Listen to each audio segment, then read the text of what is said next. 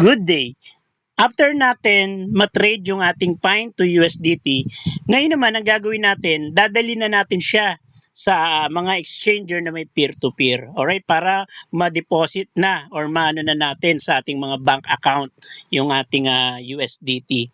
Alright, paano yon? So ang gagawin natin, pupunta tayo sa other exchanger. Kung ano meron ka, Bybit, Binance, OKX, or kung ano man. Alright? So, pipiliin ko muna dito yung sa akin yung Binance kasi yan yung madalas na mga ginagamit ng ating mga okay, laglagin lang tayo, right? Login lang. Alright.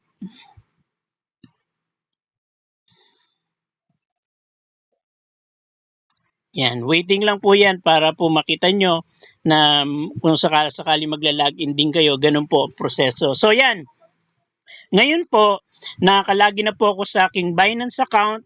Ang gagawin po, para kailangan ko makuha yung wallet address nitong aking Binance. Yun po kasi ang pagdideposituhan ng ating mga USDT sa ating FMC exchanger. So click Add Funds.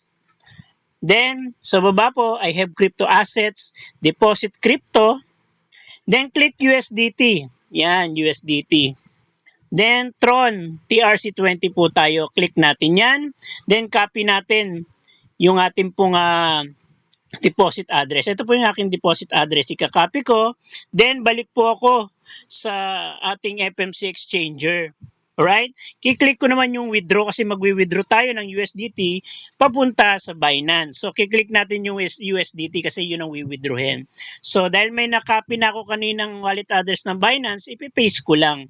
Alright? So, pag na-paste ko, make sure i-check nyo maigi ha kasi any letter, any number na kulang dyan, wala na. Dahil this is decentralized platform. Nako, hindi na po yan maayos ng ating yung ating mga withdrawal. So make sure tama po yung wallet address yung pagkokopya ha. And so ang ating network, Tron na po yan. Ang amount, click mo 1205. 1205. So, yun ang gusto ko i-withdraw na USDT. Yan naman po sa baba, may mga tips naman po. Kaya kanina, nag-iwan ako ng 10 kasi 5 network fee, 5 po ha. 5 Pine. Tapos minimum withdraw $10. So, okay naman yan kasi 1,205. So, ready na ako mag-withdraw.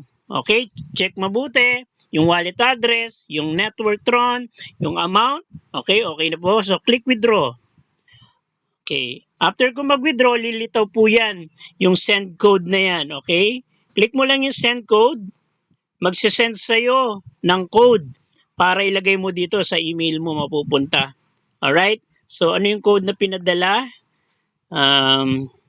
Sa akin po, 078042. 078042. Then, authenticator. Okay, mahalaga po yung ating Google Authenticator ng inyong FMC yan ha. Ng FMC po ninyo, FMC Exchanger. So, 804529. 804529. So, click. Confirm. Yan, success na po. Okay lang natin, nag-success na. So, ganun po ang pagkuha ng wallet address sa Binance, dadali mo sa FMC Exchanger, ikakopy mo doon, yun po yung proseso. Balik-balikan nyo lang po yung video para makabisado nyo po.